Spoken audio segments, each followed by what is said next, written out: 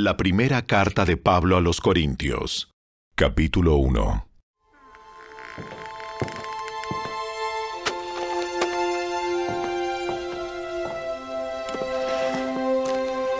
Yo, Pablo, elegido por la voluntad de Dios para ser un apóstol de Cristo Jesús, escribo esta carta junto con nuestro hermano Sóstenes.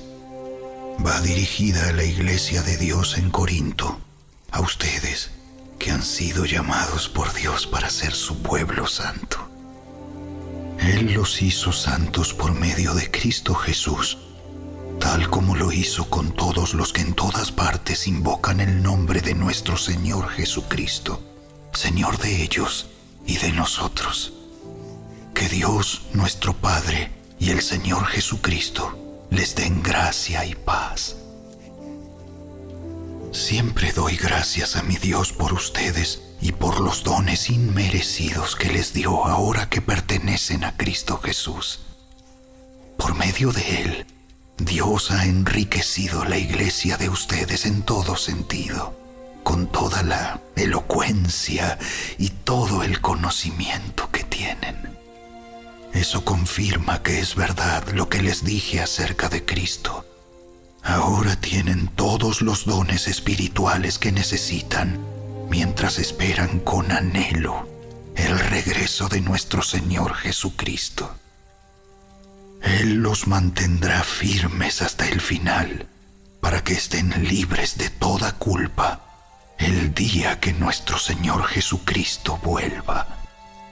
Dios lo hará, porque Él es fiel para hacer lo que dice, y los ha invitado a que tengan comunión con su Hijo, Jesucristo, nuestro Señor. Amados hermanos, les ruego por la autoridad de nuestro Señor Jesucristo que vivan en armonía los unos con los otros, que no haya divisiones en la iglesia. Por el contrario, sean todos de un mismo parecer, unidos en pensamiento y propósito. Pues algunos de la casa de Cloé me contaron de las peleas entre ustedes, mis amados hermanos. Algunos de ustedes dicen, yo soy seguidor de Pablo. Otros dicen, yo sigo a Apolos, o yo sigo a Pedro, o yo sigo únicamente a Cristo. ¿Acaso Cristo está dividido en facciones? ¿Fui yo, Pablo, crucificado por ustedes? ¿Fue alguno de ustedes bautizado en el nombre de Pablo? Por supuesto que no. Agradezco a Dios que no bauticé a ninguno de ustedes excepto a Crispo y a Gayo, porque ahora nadie puede decir que fue bautizado en mi nombre. Sí, también bauticé a los de la casa de Estéfanas, pero no recuerdo haber bautizado a nadie más. Pues Cristo no me envió a bautizar, sino a predicar la buena noticia, y no con palabras ingeniosas, por temor a que la cruz de Cristo perdiera su poder. El mensaje de la cruz es una ridiculez para los que van rumbo a la destrucción. Pero nosotros, que vamos en camino a la salvación, sabemos que es el poder mismo de Dios. Como dicen las Escrituras, destruiré la sabiduría de los sabios y desecharé la inteligencia de los inteligentes. Así que, ¿dónde deja eso a los filósofos, a los estudiosos y a los especialistas en debates de este mundo? Dios ha hecho que la sabiduría de este mundo parezca una ridiculez, ya que Dios, en su sabiduría, se aseguró de que el mundo nunca lo conociera por medio de la sabiduría humana. Usó nuestra predicación ridícula para salvar a los que creen. Es ridícula para los judíos, que piden señales del cielo, y es ridícula para los griegos, que buscan la sabiduría humana. Entonces, cuando predicamos que Cristo fue crucificado, los judíos se ofenden y los gentiles dicen que son puras tonterías. Sin embargo, para los que Dios llamó a la salvación, tanto judíos como gentiles, Cristo es el poder de Dios y la sabiduría de Dios. Ese plan ridículo de Dios es más sabio que el más sabio de los planes humanos, y la debilidad de Dios es más fuerte que la mayor fuerza humana. Recuerden, amados hermanos, que pocos de ustedes eran sabios a los ojos del mundo, o poderosos, o ricos, cuando Dios los llamó. En cambio, Dios eligió lo que el mundo considera ridículo para avergonzar a los que se creen sabios, y escogió cosas que no tienen poder para avergonzar a los poderosos. Dios escogió lo despreciado por el mundo, lo que se considera como nada, y lo usó para convertir en nada lo que el mundo considera importante. Como resultado, nadie puede jamás jactarse en presencia de Dios. Dios los ha unido a ustedes con Cristo Jesús. Dios hizo que Él fuera la sabiduría misma para nuestro beneficio. Cristo nos hizo justos ante Dios, nos hizo puros y santos y nos liberó del pecado. Por lo tanto, como dicen las Escrituras, si alguien quiere jactarse, que se jacte solamente del Señor.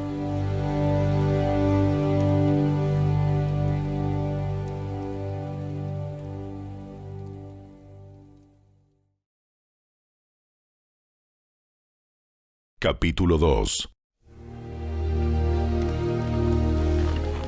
Amados hermanos, la primera vez que los visité, no me valí de palabras elevadas ni de una sabiduría impresionante para contarles acerca del plan secreto de Dios, pues decidí que mientras estuviera con ustedes, olvidaría todo excepto a Jesucristo, el que fue crucificado.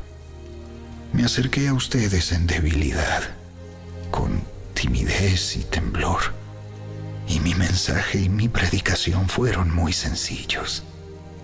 En lugar de usar discursos ingeniosos y persuasivos, confié solamente en el poder del Espíritu Santo. Lo hice así para que ustedes no confiaran en la sabiduría humana, sino en el poder de Dios. Sin embargo, cuando estoy con creyentes maduros, sí hablo con palabras de sabiduría, pero no la clase de sabiduría que pertenece a este mundo o a los gobernantes de este mundo, quienes pronto son olvidados. No, la sabiduría de la que hablamos es el misterio de Dios. Su plan que antes estaba escondido, aunque Él lo hizo para nuestra gloria final, aún antes que comenzara el mundo. Pero los gobernantes de este mundo no lo entendieron. Si lo hubieran hecho, no habrían crucificado a nuestro glorioso Señor. A eso se refieren las Escrituras cuando dicen: ningún ojo ha visto, ningún oído ha escuchado, ninguna mente ha imaginado lo que Dios tiene preparado para quienes lo aman. Pero fue a nosotros a quienes Dios reveló esas cosas por medio de su Espíritu, pues su Espíritu investiga todo a fondo y nos muestra los secretos profundos de Dios. Nadie puede conocer los pensamientos de una persona excepto el propio Espíritu de esa persona. Y nadie puede conocer los pensamientos de Dios excepto el propio Espíritu de Dios. Y nosotros hemos recibido al Espíritu de Dios, no al espíritu del mundo, de manera que podemos conocer las cosas maravillosas que Dios nos ha regalado. Les decimos estas cosas sin emplear palabras que provienen de la sabiduría humana. En cambio, hablamos con palabras que el Espíritu nos da, usando las palabras del Espíritu para explicar las verdades espirituales. Pero los que no son espirituales no pueden recibir esas verdades de parte del Espíritu de Dios. Todo les suena ridículo y no pueden entenderlo, porque solo los que son espirituales pueden entender lo que el Espíritu quiere decir. Los que son espirituales pueden evaluar todas las cosas, pero ellos mismos no pueden ser evaluados por otros, pues ¿quién puede conocer los pensamientos del Señor? ¿Quién sabe lo suficiente para enseñarle a Él? Pero nosotros entendemos estas cosas porque tenemos la mente de Cristo.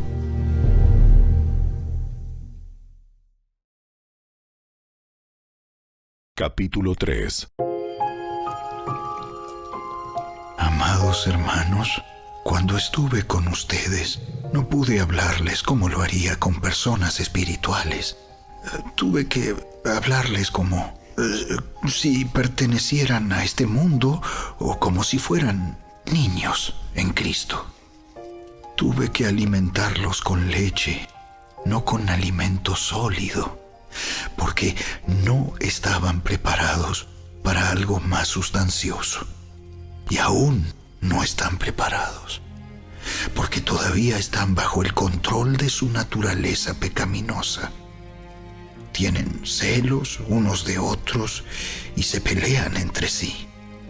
¿Acaso eso no demuestra que los controla su naturaleza pecaminosa? ¿No viven como la gente del mundo? Cuando uno de ustedes dice, yo soy seguidor de Pablo, y otro dice, yo sigo a Apolos, ¿no actúan igual que la gente del mundo? Después de todo, ¿quién es Apolos? ¿Quién es Pablo? Nosotros solo somos siervos de Dios, mediante los cuales ustedes creyeron la buena noticia. Cada uno de nosotros hizo el trabajo que el Señor nos encargó. Yo planté la semilla en sus corazones y Apolos la regó, pero fue Dios quien la hizo crecer. No importa quién planta o quién riega. Lo importante es que Dios hace crecer la semilla. El que planta y el que riega trabajan en conjunto con el mismo propósito, y cada uno será recompensado por su propio arduo trabajo. Pues ambos somos trabajadores de Dios, y ustedes son el campo de cultivo de Dios, son el edificio de Dios. Por la gracia que Dios me dio, yo eché los cimientos como un experto en construcción. Ahora otros edifican encima, pero cualquiera que edifique sobre este fundamento tiene que tener mucho cuidado. Pues nadie puede poner un fundamento distinto del que ya tenemos, que es Jesucristo. El que edifique sobre este fundamento podrá usar una variedad de materiales: oro, plata, joyas, madera, heno o paja. Pero el día del juicio, el fuego revelará la clase de obra que cada constructor ha hecho. El fuego mostrará si la obra de alguien tiene algún valor. Si la obra permanece, ese constructor recibirá una recompensa. Pero si la obra se consume, el constructor sufrirá una gran pérdida.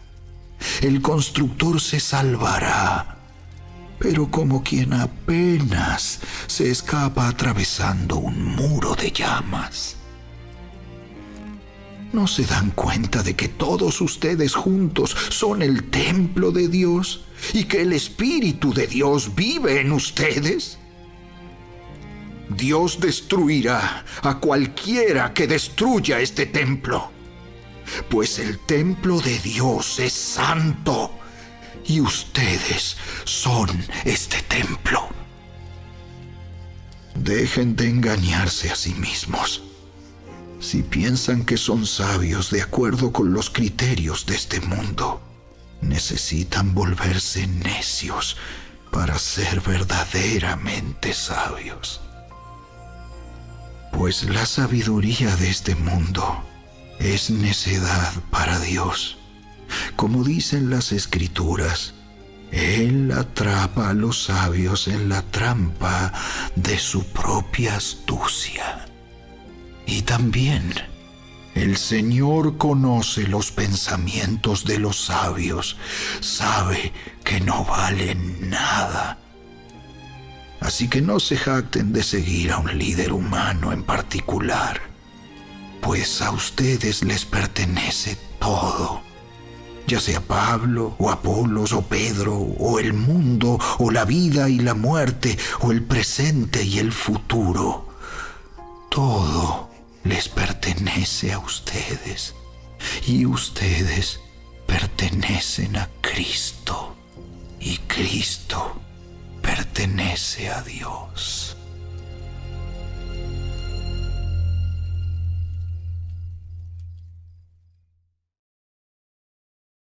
Capítulo 4. Así que a Apolos y a mí, considérennos como simples siervos de Cristo, a quienes se nos encargó la tarea de explicar los misterios de Dios. Ahora bien, alguien que recibe el cargo de administrador debe ser fiel. En cuanto a mí, me importa muy poco cómo me califiquen ustedes o cualquier autoridad humana. Ni siquiera confío en mi propio juicio en este sentido. Tengo la conciencia limpia, pero eso no demuestra que yo tenga razón. Es el Señor mismo quien me evaluará y tomará la decisión.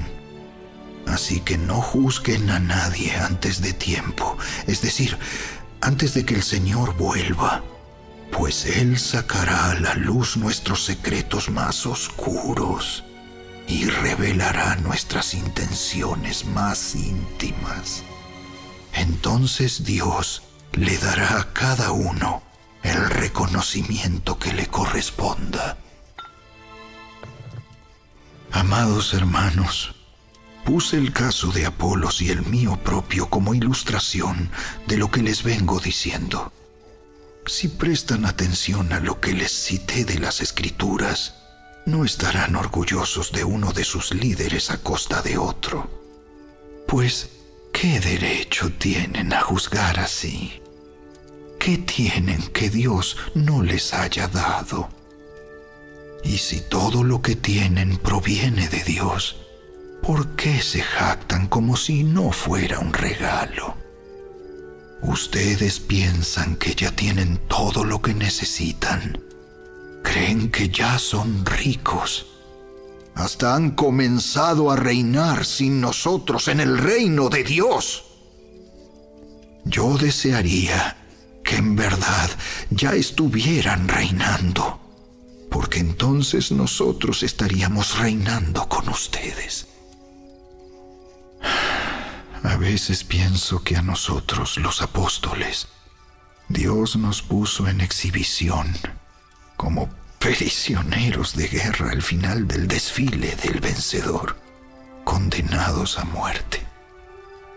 Nos hemos convertido en un espectáculo para el mundo entero, tanto para la gente como para los ángeles. Nuestra entrega a Cristo nos hace parecer tontos. En cambio, ustedes afirman ser tan sabios en Cristo. Nosotros somos débiles, pero ustedes son tan poderosos. A ustedes los estiman. A nosotros nos ridiculizan. Incluso ahora mismo pasamos hambre y tenemos sed y nos falta ropa para abrigarnos. A menudo somos golpeados y no tenemos casa. Nos cansamos trabajando con nuestras manos para ganarnos la vida. Bendecimos a los que nos maldicen. Somos pacientes con los que nos maltratan. Respondemos con gentileza cuando dicen cosas malas de nosotros. Aún así, se nos trata como la basura del mundo, como el desperdicio de todos, hasta este preciso momento. No les escribo estas cosas para avergonzarlos, sino para advertirles como mis amados hijos, pues aunque tuvieran 10,000 maestros que les enseñaran acerca de Cristo, tienen solo un Padre espiritual, pues me convertí en su Padre en Cristo Jesús cuando les prediqué la buena noticia. Así que les ruego que me imiten. Por esa razón, les envié a Timoteo, mi fiel y amado hijo en el Señor. Él les recordará la manera en que sigo a Cristo Jesús, así como lo enseño en todas las iglesias, en todas partes. Algunos de ustedes se han vuelto arrogantes al pensar que no volveré a visitarlos, pero iré, y pronto, si el Señor me lo permite. Y entonces comprobaré si esos arrogantes solo dan discursos pretenciosos o de verdad tienen el poder de Dios. Pues el reino de Dios no consiste en las muchas palabras, sino en vivir por el poder de Dios. ¿Qué prefieren? ¿Que llegue con una vara para castigarlos? ¿O que vaya con amor y un espíritu amable?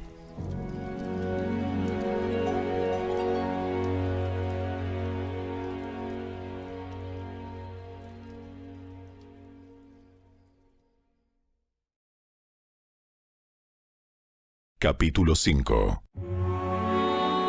Me cuesta creer lo que me informan acerca de la inmoralidad sexual que hay entre ustedes. Algo que ni siquiera los paganos hacen. Me dicen que un hombre de su iglesia vive en pecado con su madrastra. Ustedes están muy orgullosos de sí mismos. En cambio, deberían estar llorando de dolor y vergüenza y echar a ese hombre de la congregación. Aunque no estoy con ustedes en persona, sí lo estoy en el espíritu. Y como si estuviera ahí, ya emití mi juicio sobre ese hombre. En el nombre del Señor Jesús, ustedes deben convocar a una reunión de la iglesia. Yo estaré presente en espíritu, igual que el poder de nuestro Señor Jesús. Entonces deben expulsar a ese hombre y entregárselo a Satanás, para que su naturaleza pecaminosa sea destruida y él mismo sea salvo el día que el Señor vuelva. Es terrible que se jacten sobre dicho asunto. ¿No se dan cuenta de que ese pecado es como un poco de levadura que impregna toda la masa? Desháganse de la vieja levadura, quitando a ese perverso de entre ustedes. Entonces serán como una nueva masa preparada sin levadura, que es lo que realmente son. Cristo, nuestro Cordero Pascual, ha sido sacrificado por nosotros. Por lo tanto, celebremos el festival no con el viejo pan de perversidad y maldad, sino con el nuevo pan de sinceridad y verdad. Cuando les escribí anteriormente, les dije que no se relacionaran con personas que se entregan al pecado sexual. Pero no me refería a los incrédulos que se entregan al pecado sexual, o son avaros, o estafadores, o rinden culto a ídolos. Uno tendría que salir de este mundo para evitar gente como esa. Lo que quise decir es: no se relacionen con ninguno que afirma ser creyente y aún así se entrega al pecado sexual, o es avaro, o rinde culto a ídolos, o insulta, o es borracho, o estafador. Ni siquiera coman con esa gente. No es mi deber juzgar a los de afuera, pero sí es responsabilidad de ustedes juzgar a los que son de la iglesia y están en pecado. Dios juzgará a los de afuera, pero como dicen las Escrituras, quiten al malvado de entre ustedes.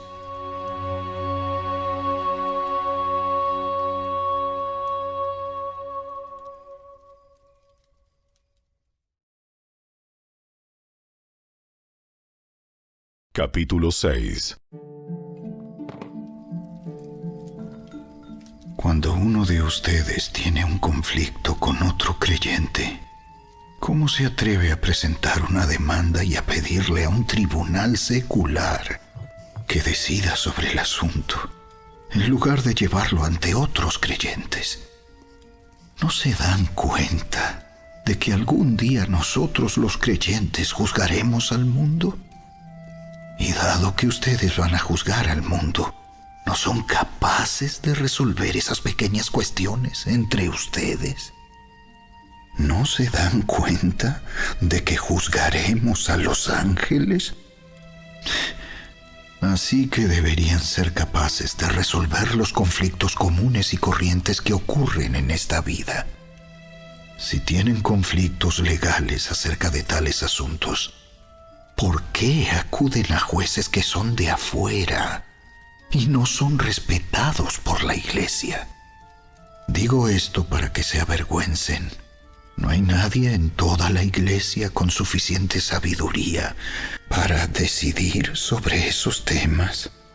En cambio, un creyente demanda a otro, justo frente a los incrédulos.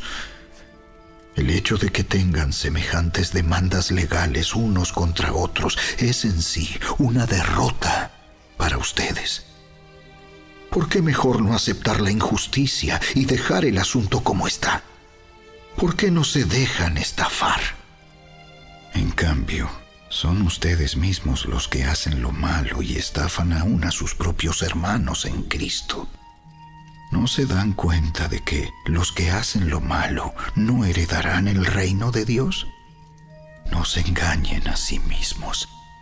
Los que se entregan al pecado sexual, o rinden culto a ídolos, o cometen adulterio, o son prostitutos, o practican la homosexualidad, o son ladrones, o avaros, o borrachos, o insultan o estafan a la gente, ninguno de esos heredará el reino de Dios.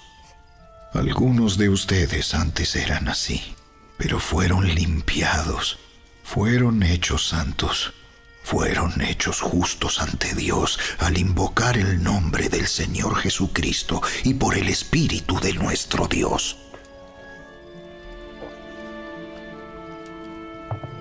Ustedes dicen, se me permite hacer cualquier cosa, pero no todo les conviene.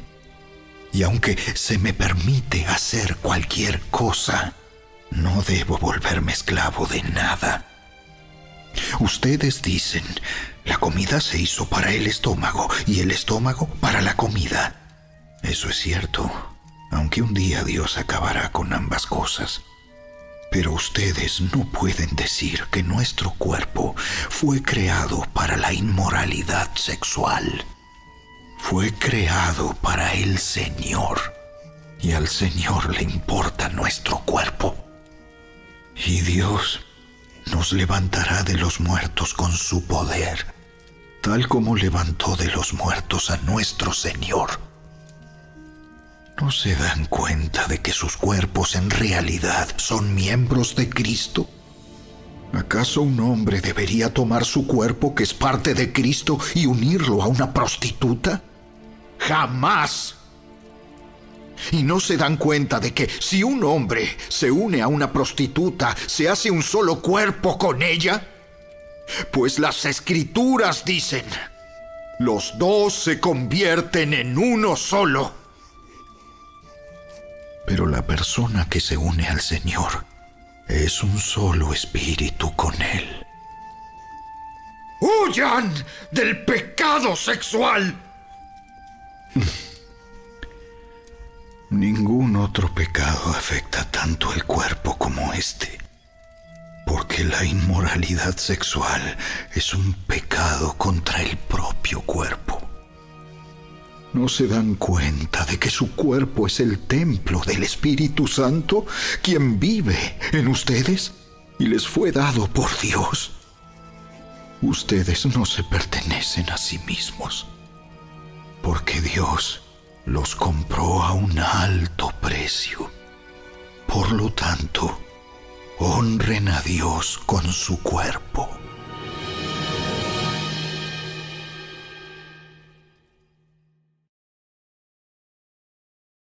Capítulo 7. Ahora, en cuanto a las preguntas que me hicieron en su carta, es cierto que es bueno abstenerse de tener relaciones sexuales. Sin embargo, dado que hay tanta inmoralidad sexual, cada hombre debería tener su propia esposa y cada mujer su propio marido. El esposo debe satisfacer las necesidades sexuales de su esposa, y la esposa debe satisfacer las necesidades sexuales de su marido. La esposa le da la autoridad sobre su cuerpo a su marido, y el esposo le da la autoridad sobre su cuerpo a su esposa. No se priven el uno al otro de tener relaciones sexuales, a menos que los dos estén de acuerdo en abstenerse de la intimidad sexual por un tiempo limitado, para entregarse más de lleno a la oración. Después deberán volverse a juntar, a fin de que Satanás no pueda tentarlos por la falta de control propio. Eso les digo a modo de concesión, no como un mandato. Sin embargo, quisiera que todos fueran solteros, igual que yo. Pero cada uno tiene su don específico de Dios, unos de una clase y otros de otra. Así que les digo a los solteros y a las viudas: es mejor quedarse sin casar, tal como yo. Pero si no pueden controlarse, entonces deberían casarse. Es mejor casarse que arder de pasión. No obstante, para los que ya están casados, tengo un mandato que no proviene de mí, sino del Señor. La esposa no debe dejar a su marido, pero si lo deja, que no se case de nuevo, o bien que se reconcilie con él. Y el marido no debe dejar a su esposa. Ahora me dirigiré al resto de ustedes, aunque no tengo un mandato directo del Señor. Si un creyente está casado con una mujer que no es creyente y ella está dispuesta a seguir viviendo con él, no debe abandonarla.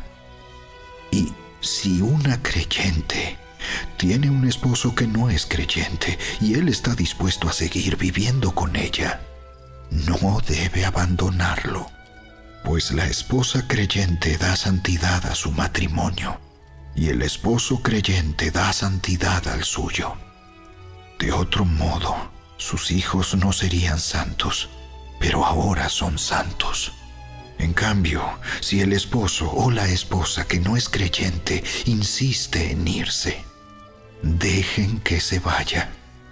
En esos casos el cónyuge creyente ya no está ligado al otro, porque Dios los ha llamado a ustedes a vivir en paz.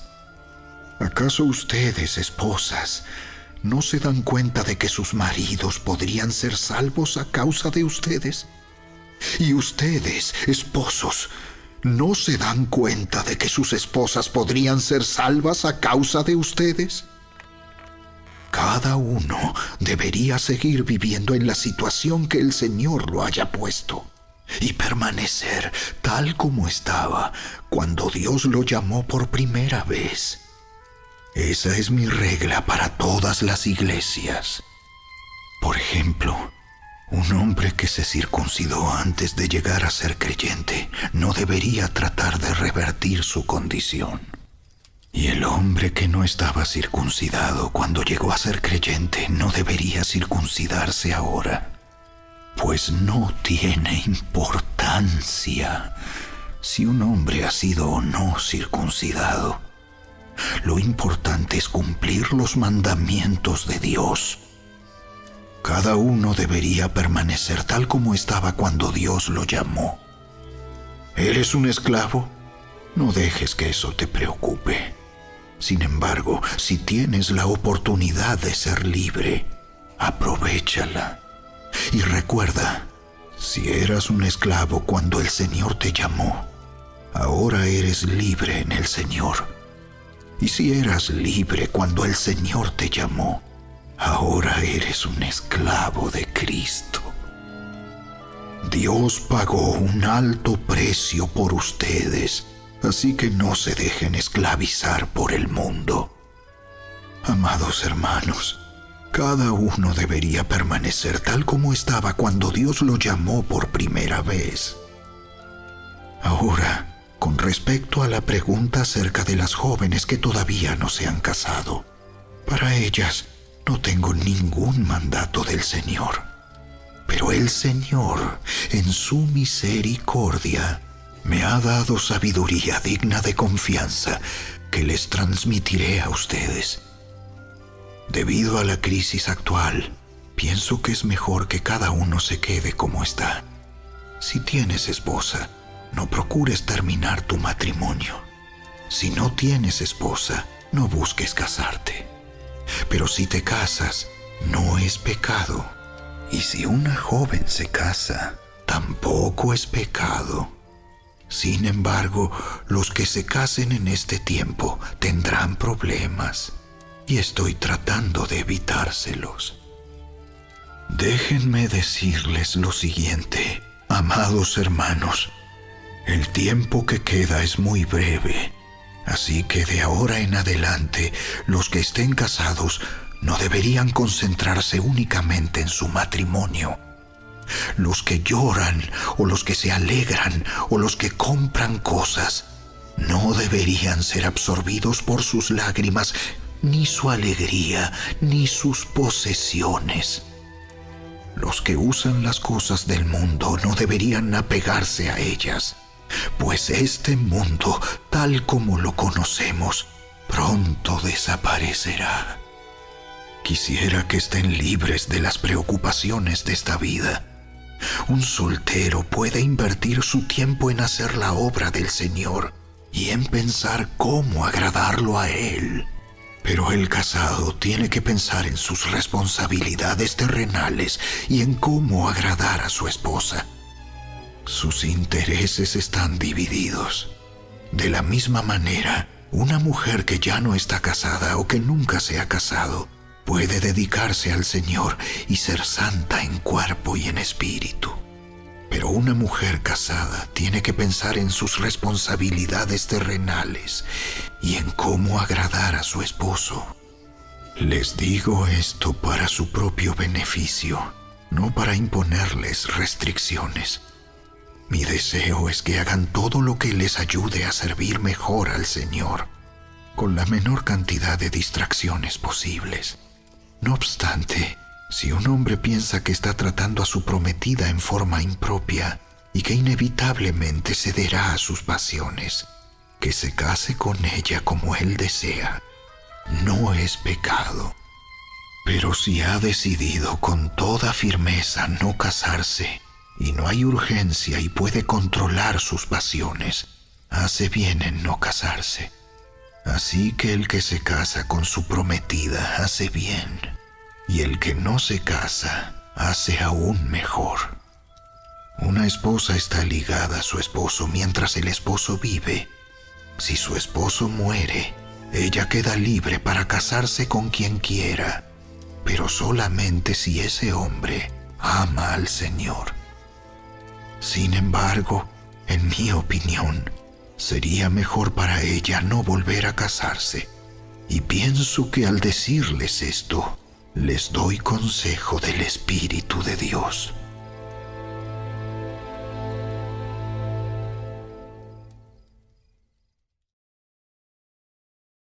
Capítulo 8. Ahora, con respecto a la pregunta acerca de la comida que ha sido ofrecida a ídolos, es cierto, sabemos que todos tenemos conocimiento sobre este tema. Sin embargo, mientras que el conocimiento nos hace sentir importantes, es el amor lo que fortalece a la iglesia. El que afirma que lo sabe todo, en realidad, no es que sepa mucho. Pero la persona que ama a Dios es a quien Dios reconoce.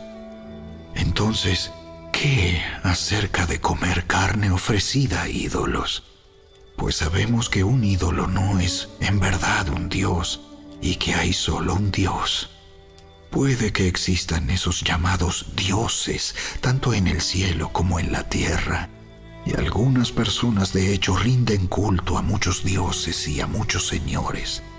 Pero para nosotros hay un Dios, el Padre, por quien todas las cosas fueron creadas y para quien vivimos. Y hay un Señor, Jesucristo, por medio de quien todas las cosas fueron creadas y por medio de quien vivimos. Sin embargo, no todos los creyentes saben esto. Algunos están acostumbrados a pensar que los ídolos son reales. Entonces, cuando comen un alimento que fue ofrecido a ídolos, lo consideran adoración a dioses verdaderos y violan su débil conciencia. Es cierto que no podemos obtener la aprobación de Dios por lo que comemos. No perdemos nada si no lo comemos, y no ganamos nada si lo comemos. Pero ustedes deben tener cuidado de que su libertad no haga tropezar a los que tienen una conciencia más débil. Pues si otros te ven con tu conocimiento superior, comiendo en el templo de un ídolo, ¿acaso no se sentirán alentados a violar su conciencia al comer un alimento que se ofreció a un ídolo? Así que a causa de tu conocimiento superior, se destruirá un creyente débil por quien Cristo murió. Cuando ustedes pecan contra otros creyentes al alentarlos a hacer algo que para ellos está mal, pecan contra Cristo. Por lo tanto, si lo que como hace que otro creyente peque, nunca más comeré carne mientras viva, porque no quiero hacer que otro creyente tropiece.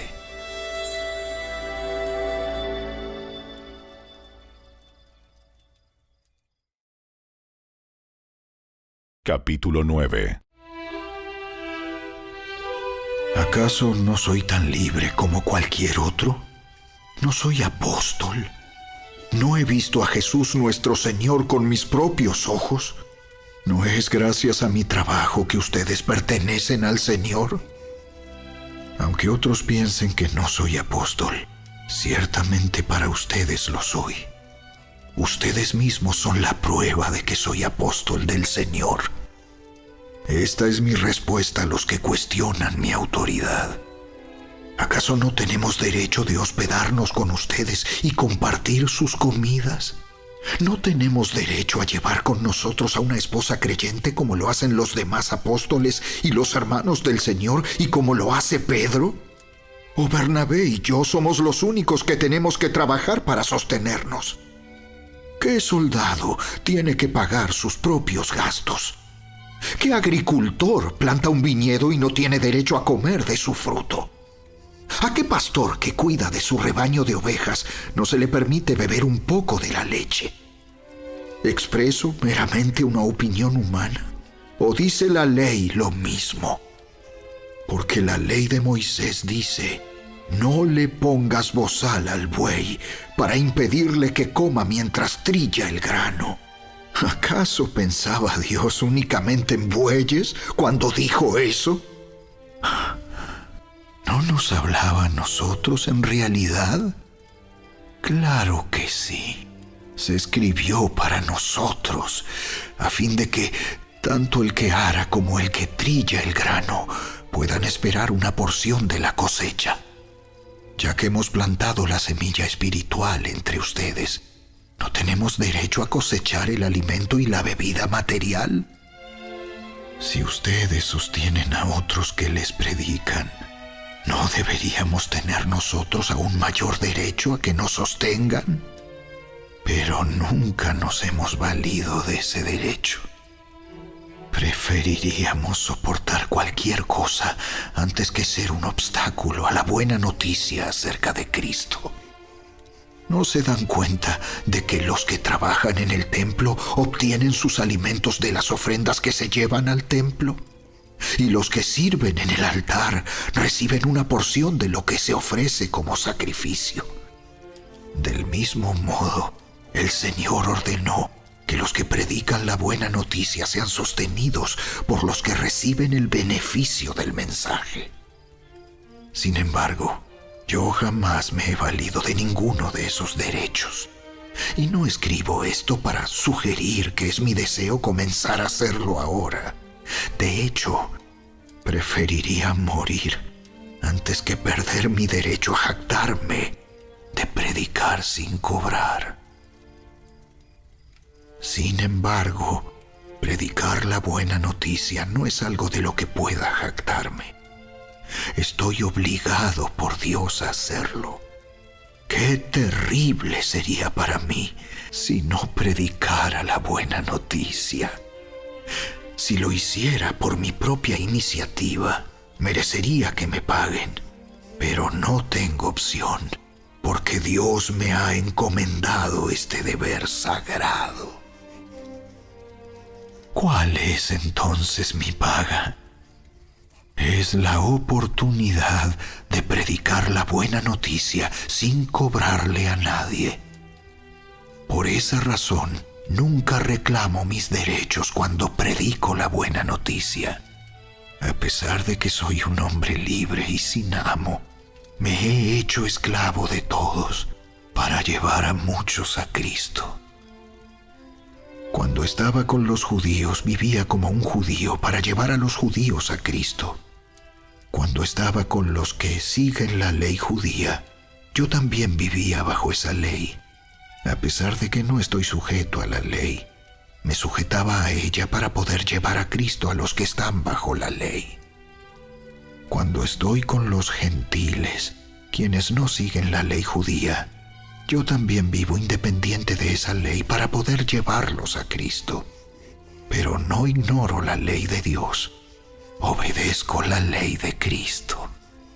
Cuando estoy con los que son débiles, me hago débil con ellos, porque deseo llevar a los débiles a Cristo. Sí, con todos trato de encontrar algo que tengamos en común, y hago todo lo posible para salvar a algunos. Hago lo que sea para difundir la buena noticia y participar de sus bendiciones. ¿No se dan cuenta de que en una carrera todos corren, pero solo una persona se lleva el premio? Así que corran para ganar. Todos los atletas se entrenan con disciplina. Lo hacen para ganar un premio que se desvanecerá. Pero nosotros lo hacemos por un premio eterno. Por eso yo corro cada paso con propósito. No solo doy golpes al aire, disciplino mi cuerpo como lo hace un atleta. Lo entreno para que haga lo que debe hacer. De lo contrario, temo que después de predicarles a otros, yo mismo quede descalificado.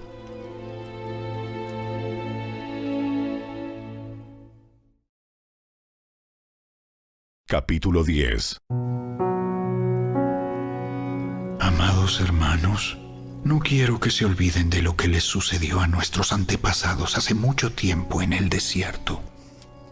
Todos fueron guiados por una nube que iba delante de ellos, y todos caminaron a través del mar sobre tierra seca. Todos ellos fueron bautizados en la nube y en el mar como seguidores de Moisés. Todos comieron el mismo alimento espiritual y todos bebieron la misma agua espiritual, pues bebieron de la roca espiritual que viajaba con ellos, y esa roca era Cristo. Sin embargo, Dios no se agradó con la mayoría de ellos, y sus cuerpos fueron dispersados por el desierto. Esas cosas sucedieron como una advertencia para nosotros, a fin de que no codiciemos lo malo como hicieron ellos, ni rindamos culto a ídolos como hicieron algunos de ellos. Como dicen las Escrituras, el pueblo celebró con abundante comida y bebida y se entregó a diversiones paganas.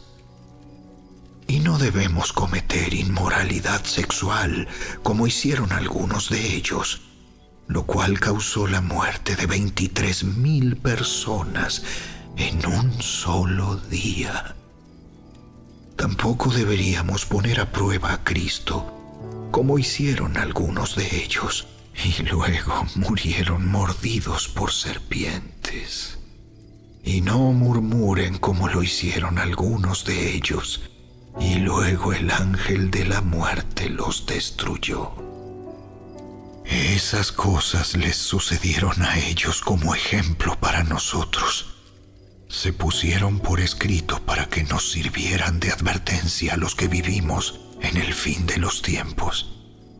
Si ustedes piensan que están firmes, tengan cuidado de no caer. Las tentaciones que enfrentan en su vida no son distintas de las que otros atraviesan. Y Dios es fiel. No permitirá que la tentación sea mayor de lo que puedan soportar. Cuando sean tentados, Él les mostrará una salida para que puedan resistir. Por lo tanto, mis queridos amigos, huyan de la adoración a los ídolos. Ustedes son personas razonables. Juzguen por sí mismos si lo que digo es cierto. Cuando bendecimos la copa en la mesa del Señor, ¿no participamos en la sangre de Cristo? Y cuando partimos el pan, ¿no participamos en el cuerpo de Cristo? Aunque somos muchos, todos comemos de un mismo pan, con lo cual demostramos que somos un solo cuerpo. Piensen en el pueblo de Israel. ¿No estaban unidos al comer de los sacrificios del altar? ¿Qué es lo que trato de decir? ¿Que la comida ofrecida a ídolos tiene alguna importancia o que los ídolos son dioses verdaderos? No, de ninguna manera. Lo que digo es que esos sacrificios se ofrecen a los demonios, no a Dios. Y no quiero que ustedes tengan parte con los demonios. Ustedes no pueden beber de la copa del Señor y también de la copa de los demonios. No pueden comer de la mesa del Señor y también de la mesa de los demonios. ¿Qué? ¿Acaso nos atreveremos a despertar los celos del Señor? ¿Piensan que somos más fuertes que Él? Ustedes dicen, se me permite hacer cualquier cosa, pero no todo les conviene. Dicen, se me permite hacer cualquier cosa, pero no todo trae beneficio. No se preocupen por su propio bien, sino por el bien de los demás.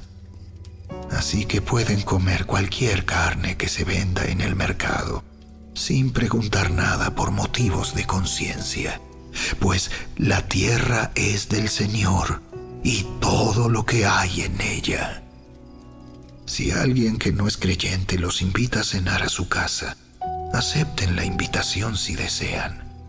Coman todo lo que les ofrezcan, sin preguntar nada por motivos de conciencia. Pero supongamos que alguien les dice, esta carne se ofreció a un ídolo. No la coman, por respeto a la conciencia del que lo dijo. Tal vez no sea una cuestión de conciencia para ustedes, pero lo es para la otra persona. Pues ¿por qué tendría que ser restringida mi libertad por lo que piensa otra persona? Si puedo darle gracias a Dios por la comida y disfrutarla, ¿por qué debería ser condenado por comerla? Así que, sea que coman o beban o cualquier otra cosa que hagan, háganlo todo para la gloria de Dios. No ofendan a los judíos, ni a los gentiles, ni a la iglesia de Dios. Yo también trato de complacer a todos en todo lo que hago. No hago solo lo que es mejor para mí. Hago lo que es mejor para otros, a fin de que muchos sean salvos.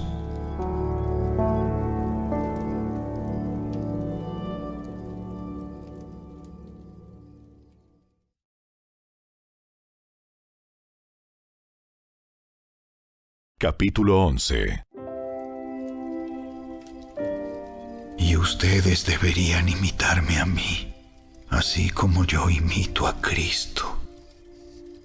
Cuánto me alegro de que ustedes siempre me tienen en sus pensamientos y de que siguen las enseñanzas que les transmití. Pero hay algo que quiero que sepan.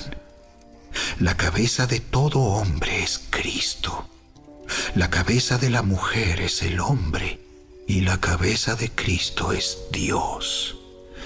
El hombre deshonra su cabeza si se cubre la cabeza mientras ora o profetiza.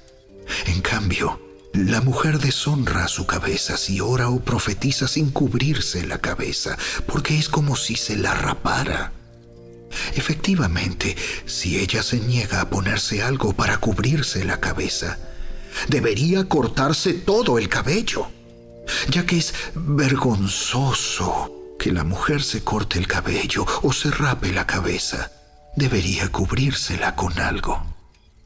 El hombre no debería ponerse nada sobre la cabeza cuando adora a Dios, porque el hombre fue hecho a la imagen de Dios y refleja la gloria de Dios, y la mujer refleja la gloria del hombre.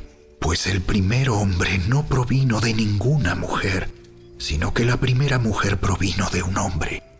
Y el hombre no fue hecho para la mujer, sino que la mujer fue hecha para el hombre. Por esta razón, y debido a que los ángeles observan, la mujer debería cubrirse la cabeza para mostrar que está bajo autoridad. Sin embargo, entre el pueblo del Señor, las mujeres no son independientes de los hombres y los hombres no son independientes de las mujeres. Pues aunque la primera mujer provino de un hombre, todos los demás hombres nacieron de una mujer y todo proviene de Dios. Juzguen por sí mismos.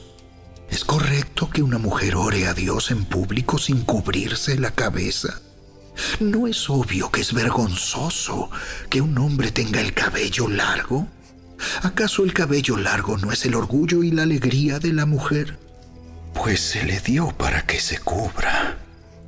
Pero si alguien quiere discutir este tema, simplemente digo que no tenemos otra costumbre más que esa, y tampoco la tienen las demás iglesias de Dios. En las siguientes instrucciones no puedo elogiarlos, pues parece que hacen más daño que bien cuando se juntan. Primero, oigo que hay divisiones entre ustedes cuando se reúnen como iglesia, y hasta cierto punto lo creo.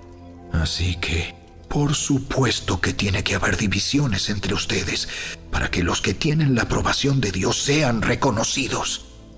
Cuando ustedes se reúnen, la verdad es que no les interesa la cena del Señor, pues algunos se apresuran a comer su propia comida y no la comparten con los demás. Como resultado, algunos se quedan con hambre mientras que otros se emborrachan. ¿Qué? ¿Acaso no tienen sus propias casas para comer y beber? ¿O de veras quieren deshonrar a la iglesia de Dios y avergonzar a los pobres? ¿Qué se supone que debo decir? ¿Quieren que los elogie? Pues bien, de ninguna manera los elogiaré por esto. Pues yo les transmito lo que recibí del Señor mismo. La noche en que fue traicionado, el Señor Jesús tomó pan y dio gracias a Dios por ese pan. Luego lo partió en trozos y dijo: Esto es mi cuerpo, el cual es entregado por ustedes. Hagan esto en memoria de mí. De la misma manera, tomó en sus manos la copa de vino después de la cena y dijo: Esta copa es el nuevo pacto entre Dios y su pueblo, un acuerdo confirmado con mi sangre. Hagan esto en memoria de mí todas las veces que la beban, pues cada vez que coman este pan y beban de esta copa, anuncian la muerte del Señor hasta que Él vuelva. Por lo tanto, cualquiera que coma este pan o beba de esta copa del Señor en forma indigna es culpable de pecar contra el cuerpo y la sangre del Señor. Por esta razón, cada uno debería examinarse a sí mismo antes de comer el pan y beber de la copa. Pues si alguno come el pan y bebe de la copa sin honrar el cuerpo de Cristo, come y bebe el juicio de Dios sobre sí mismo. Esa es la razón por la que muchos de ustedes son débiles y están enfermos, y algunos incluso han muerto. Si nos examináramos a nosotros mismos, Dios no nos juzgaría de esa manera. Sin embargo, cuando el Señor nos juzga, nos está disciplinando para que no seamos condenados junto con el mundo. Así que, mis amados hermanos, cuando se reúnan para la cena del Señor, espérense unos a otros. Si de veras tienen hambre, cada uno coma en su casa, a fin de no traer juicio sobre ustedes mismos cuando se reúnan. Les daré instrucciones sobre los demás asuntos después de mi llegada.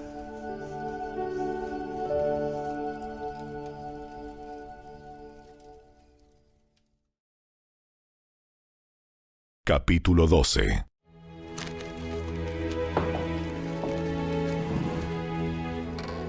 Ahora, amados hermanos, con respecto a la pregunta acerca de las capacidades especiales que el Espíritu nos da, no quiero que lo malentiendan. Ustedes saben que cuando todavía eran paganos, fueron llevados por mal camino y arrastrados a rendir culto a ídolos mudos. Por lo tanto, quiero que sepan que nadie que habla por el Espíritu de Dios maldice a Jesús. Y nadie puede decir que Jesús es el Señor, excepto por el Espíritu Santo.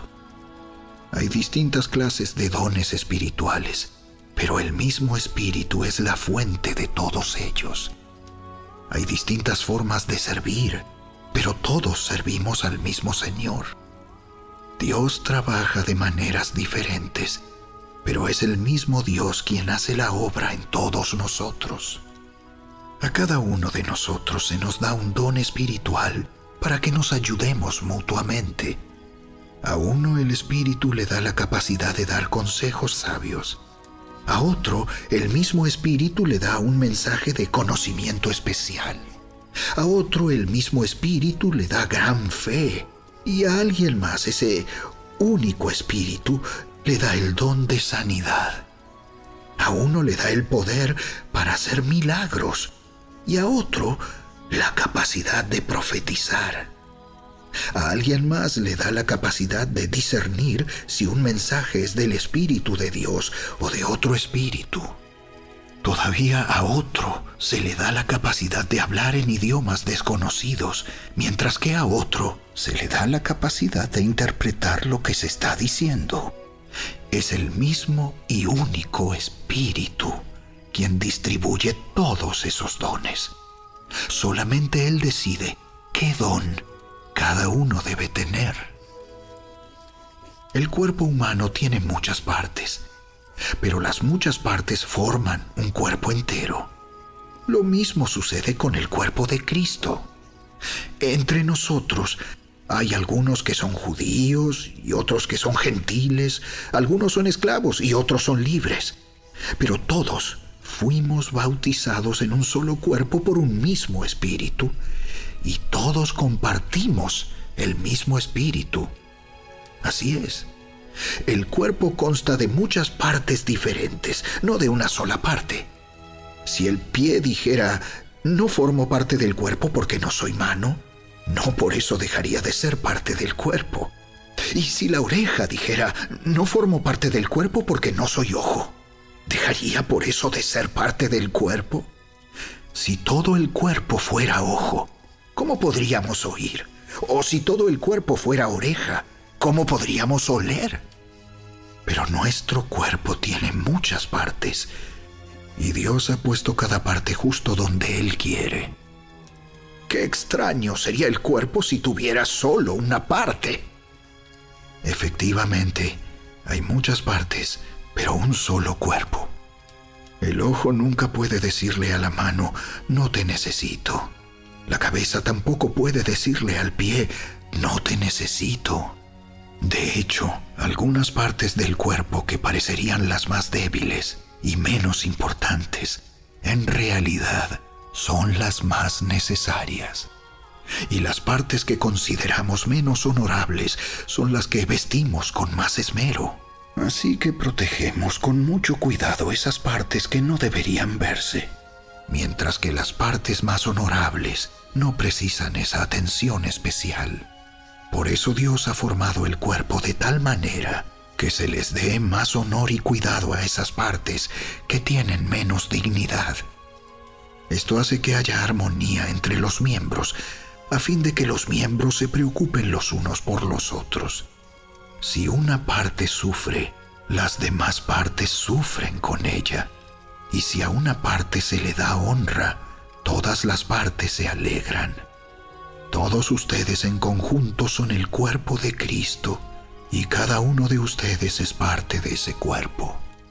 A continuación, hay algunas de las partes que Dios ha designado para la iglesia. En primer lugar, los apóstoles. En segundo lugar, los profetas. En tercer lugar, los maestros. Luego, los que hacen milagros, los que tienen el don de sanidad, los que pueden ayudar a otros, los que tienen el don de liderazgo, los que hablan en idiomas desconocidos. ¿Acaso somos todos apóstoles? ¿Somos todos profetas? ¿Somos todos maestros? ¿Tenemos todos el poder de hacer milagros? ¿Tenemos todos el don de sanidad? ¿Tenemos todos la capacidad de hablar en idiomas desconocidos? ¿Tenemos todos la capacidad de interpretar idiomas desconocidos?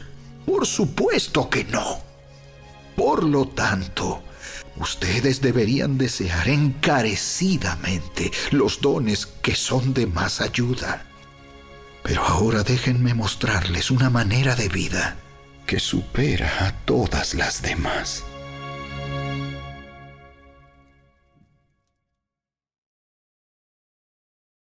Capítulo 13.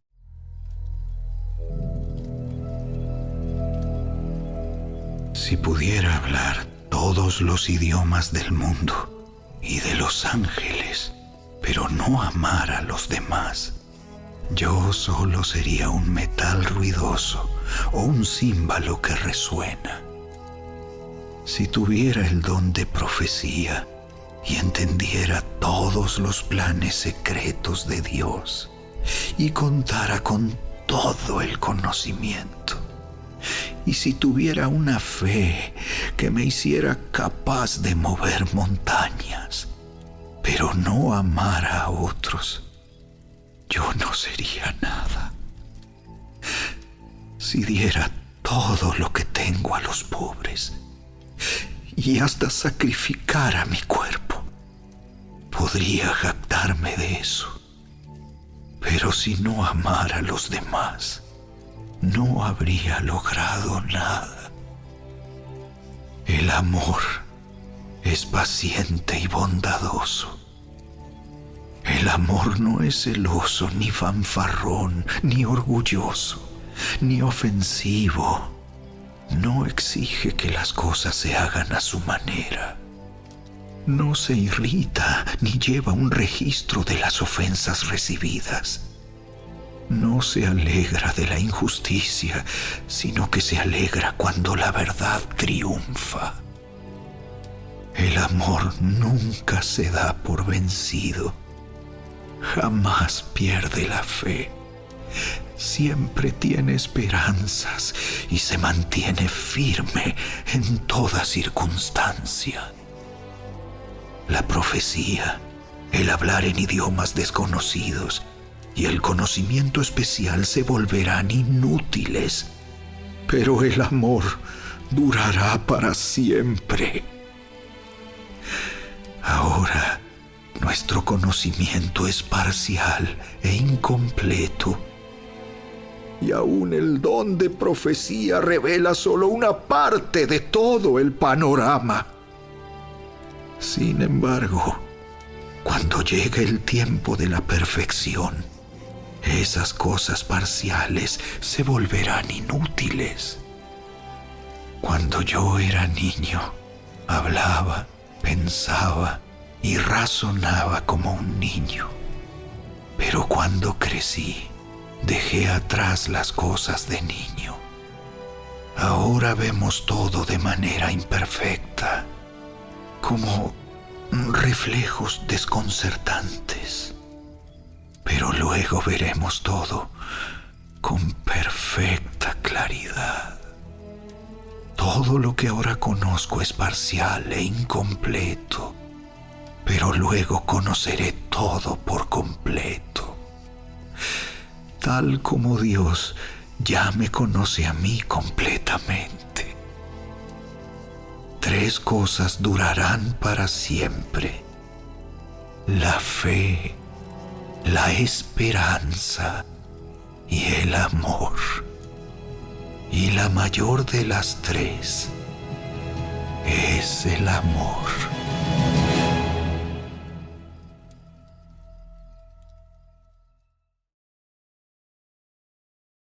Capítulo 14. Que el amor sea su meta más alta. Pero también deberían desear las capacidades especiales que da el Espíritu. Sobre todo, la capacidad de profetizar. Pues si alguien tiene la capacidad de hablar en lenguas, le hablará solamente a Dios, dado que la gente no podrá entenderle. Hablará por el poder del Espíritu, pero todo será un misterio. En cambio, el que profetiza fortalece a otros, los anima y los consuela.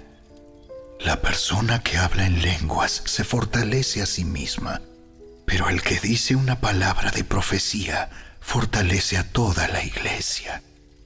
Yo desearía que todos pudieran hablar en lenguas, pero más aún me gustaría que todos pudieran profetizar, pues la profecía es superior que hablar en lenguas, a menos que alguien interprete lo que se dice para que toda la iglesia se fortalezca. Amados hermanos, si yo fuera a visitarlos y les hablara en un idioma desconocido, ¿de qué les serviría a ustedes?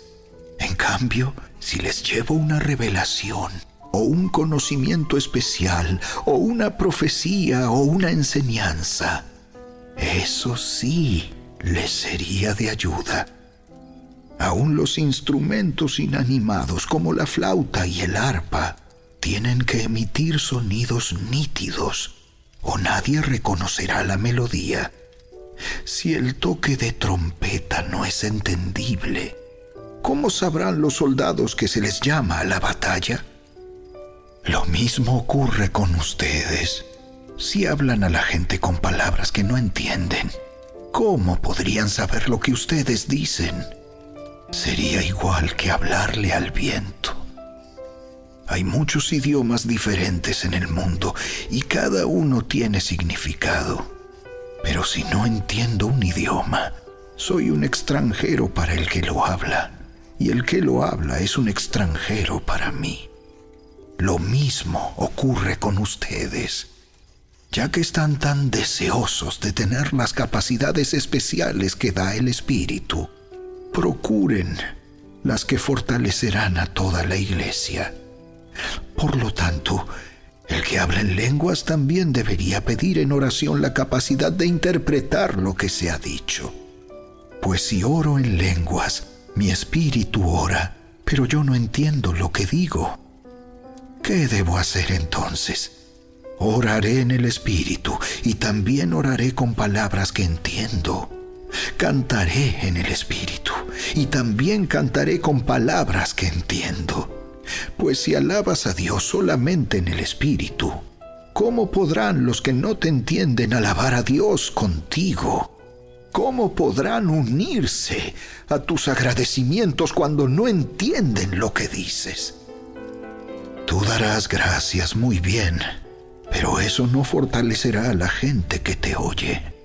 Yo le agradezco a Dios que hablo en lenguas más que cualquiera de ustedes, pero en una reunión de la iglesia, para ayudar a otros preferiría hablar 5 palabras comprensibles que 10,000 palabras en un idioma desconocido. Amados hermanos, no sean infantiles en su comprensión de estas cosas. Sean inocentes como bebés en cuanto a la maldad, pero maduros en la comprensión de asuntos como estos. En las Escrituras está escrito: hablaré a mi propio pueblo en idiomas extraños y mediante labios de extranjeros, pero aún así no me escucharán. Así que, como ven, el hablar en lenguas es una señal no para los creyentes, sino para los incrédulos. La profecía, sin embargo, es para el beneficio de los creyentes, no de los incrédulos. Aún así, si los incrédulos o la gente que no entiende esas cosas entran en la reunión de la iglesia y oyen a todos hablando en un idioma desconocido, pensarán que ustedes están locos. Pero si todos ustedes están profetizando y los incrédulos o la gente que no entiende esas cosas entran en la reunión, serán convencidos de pecado y juzgados por lo que ustedes dicen. Al escuchar sus pensamientos secretos quedarán al descubierto y caerán de rodillas y adorarán a Dios declarando: en verdad, Dios está aquí entre ustedes. Ahora bien, mis hermanos, hagamos un resumen. Cuando se reúnan, uno de ustedes cantará, otro enseñará, otro contará alguna revelación especial que Dios le haya dado, otro hablará en lenguas y otro interpretará lo que se dice. Pero cada cosa que se haga debe fortalecer a cada uno de ustedes. No más de 2 o 3 deberían hablar en lenguas. Deben hablar uno a la vez y que alguien interprete lo que ellos digan. Pero si no hay nadie presente que pueda interpretar, ellos deberán guardar silencio en la reunión de la iglesia y hablar en lenguas a Dios en forma privada. Que 2 o 3 personas profeticen y que los demás evalúen lo que se dice. Pero si alguien está profetizando y otra persona recibe una revelación del Señor, el que está hablando debe callarse. De esa manera, todos los que profeticen tendrán su turno para hablar, uno después de otro, para que todos aprendan y sean alentados. Recuerden que la gente que profetiza está en control de su espíritu y puede turnarse con otros, pues Dios no es Dios de desorden, sino de paz.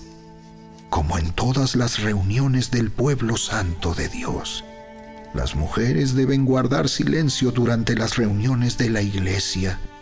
No es apropiado que hablen. Deben ser sumisas, tal como dice la ley. Si tienen preguntas, que le pregunten a su marido en casa, porque no es apropiado que las mujeres hablen en las reuniones de la iglesia. ¿O acaso piensan, corintios, que la palabra de Dios se originó con ustedes? ¿Son ustedes los únicos a quienes fue entregada? Si alguien afirma ser profeta o piensa que es espiritual, debería reconocer que lo que digo es un mandato del Señor mismo. Pero si no lo reconoce, Él tampoco será reconocido. Por lo tanto, mis amados hermanos, con todo corazón deseen profetizar y no prohíban que se hablen lenguas. Pero asegúrense de que todo se haga de forma apropiada y con orden.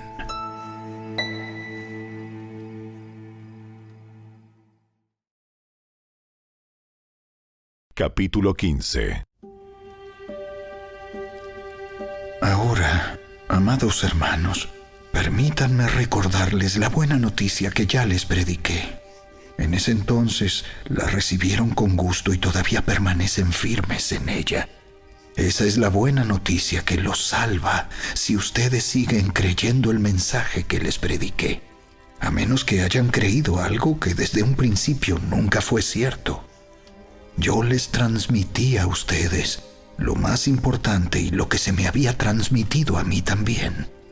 Cristo murió por nuestros pecados, tal como dicen las Escrituras.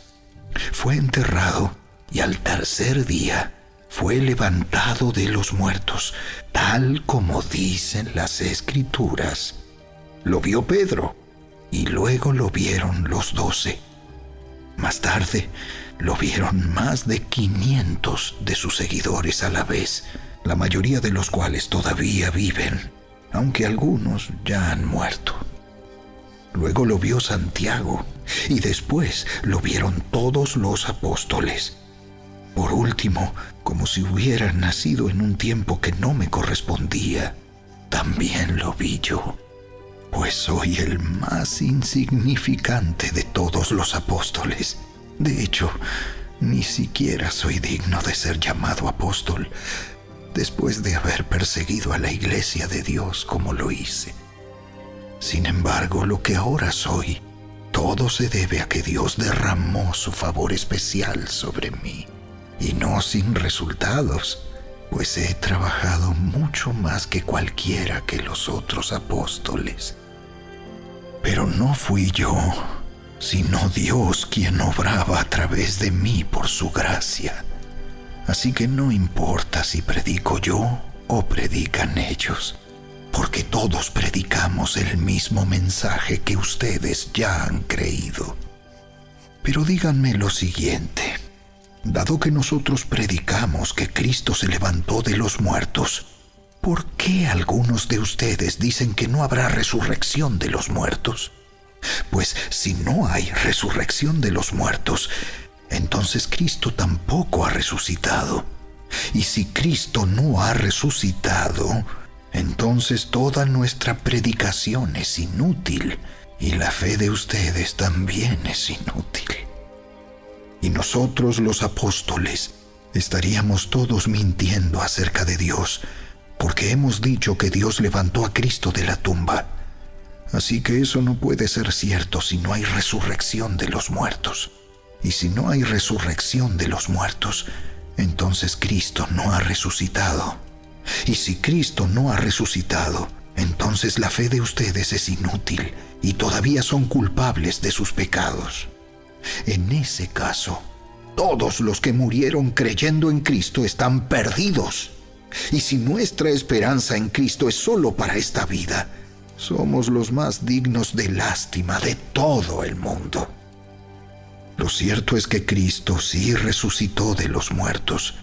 Él es el primer fruto de una gran cosecha, el primero de todos los que murieron. Así que ya ven, tal como la muerte entró en el mundo por medio de un hombre, ahora la resurrección de los muertos ha comenzado por medio de otro hombre. Así como todos mueren porque todos pertenecemos a Adán, todos los que pertenecen a Cristo recibirán vida nueva. Pero esta resurrección tiene un orden. Cristo fue resucitado como el primero de la cosecha. Luego todos los que pertenecen a Cristo serán resucitados cuando Él regrese. Después de eso, vendrá el fin, cuando Él le entregará el reino a Dios el Padre, luego de destruir a todo gobernante y poder y toda autoridad. Pues Cristo tiene que reinar hasta que humille a todos sus enemigos debajo de sus pies. Y el último enemigo que será destruido es la muerte. Pues las Escrituras dicen: Dios ha puesto todas las cosas bajo su autoridad. Claro que cuando dice todas las cosas están bajo su autoridad, no incluye a Dios mismo, quien le dio a Cristo su autoridad. Entonces, cuando todas las cosas estén bajo su autoridad, el Hijo se pondrá a sí mismo bajo la autoridad de Dios, para que Dios, quien le dio a su Hijo la autoridad sobre todas las cosas, sea completamente supremo sobre todas las cosas en todas partes. Si los muertos no serán resucitados, ¿para qué se bautiza la gente por los que están muertos? ¿Para qué hacerlo, a menos que los muertos algún día resuciten? ¿Y para qué nosotros, a todas horas, pondríamos en peligro nuestra vida? Pues juro, amados hermanos, que todos los días enfrento la muerte. Esto es tan cierto como el orgullo que siento por lo que Cristo Jesús, nuestro Señor, ha hecho en ustedes. ¿Y qué valor hubo en luchar contra las fieras salvajes, esa gente de Éfeso, si no habrá resurrección de los muertos? Y si no hay resurrección, comamos y bebamos, que mañana moriremos. No se dejen engañar por los que dicen semejantes cosas, porque las malas compañías corrompen el buen carácter. Piensen bien sobre lo que es correcto y dejen de pecar, pues para su vergüenza les digo que algunos de ustedes no conocen a Dios en absoluto. Pero alguien podría preguntar: ¿cómo resucitarán los muertos? ¿Qué clase de cuerpos tendrán? ¡Qué pregunta tan tonta! Cuando pones una semilla en la tierra, esta no crece y llega a ser una planta a menos que muera primero. Y lo que pones en el suelo no es la planta que crecerá, sino tan solo una simple semilla de trigo o de lo que estés sembrando. Luego Dios le da el cuerpo nuevo que Él quiere que tenga. De cada clase de semilla crece una planta diferente. De modo parecido, hay diferentes clases de carne.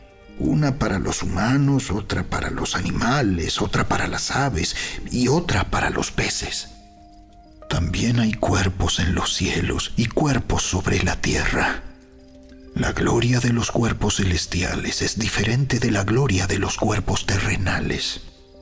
El sol tiene una clase de gloria, mientras que la luna tiene otra, y las estrellas tienen otra. y hasta las estrellas se diferencian unas de otras por la gloria de cada una. Lo mismo sucede con la resurrección de los muertos. Cuando morimos, nuestros cuerpos terrenales son plantados en la tierra, pero serán resucitados para que vivan por siempre. Nuestros cuerpos son enterrados en deshonra, pero serán resucitados en gloria. Son enterrados en debilidad, pero serán resucitados en fuerza. Son enterrados como cuerpos humanos naturales, pero serán resucitados como cuerpos espirituales, pues así como hay cuerpos naturales, también hay cuerpos espirituales.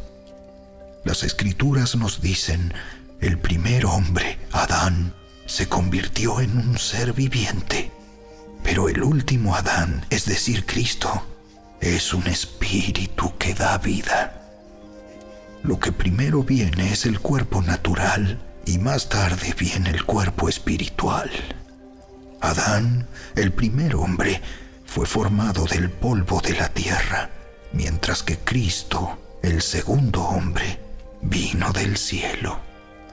Los que son terrenales son como el hombre terrenal, y los que son celestiales son como el hombre celestial. Al igual que ahora somos como el hombre terrenal, algún día seremos como el hombre celestial. Lo que les digo, amados hermanos, es que nuestros cuerpos físicos no pueden heredar el reino de Dios. Estos cuerpos que mueren no pueden heredar lo que durará para siempre. Pero permítanme revelarles un secreto maravilloso. No todos moriremos, pero todos seremos transformados. Sucederá en un instante, en un abrir y cerrar de ojos, cuando se toque la trompeta final. Pues cuando suene la trompeta, los que hayan muerto resucitarán para vivir por siempre. Y nosotros, los que estemos vivos, también seremos transformados, pues nuestros cuerpos mortales tienen que ser transformados en cuerpos que nunca morirán. Nuestros cuerpos mortales deben ser transformados en cuerpos inmortales. Entonces, cuando nuestros cuerpos mortales hayan sido transformados en cuerpos que nunca morirán, se cumplirá la siguiente escritura: la muerte es devorada en victoria. ¡Oh, muerte! ¿Dónde está tu victoria? ¡Oh, muerte! ¿Dónde está tu aguijón? Pues el pecado es el aguijón que termina en muerte, y la ley le da al pecado su poder. Pero gracias a Dios, Él nos da la victoria sobre el pecado y la muerte por medio de nuestro Señor Jesucristo. Por lo tanto, mis amados hermanos, permanezcan fuertes y constantes. Trabajen siempre para el Señor con entusiasmo, porque ustedes saben que nada de lo que hacen para el Señor es inútil.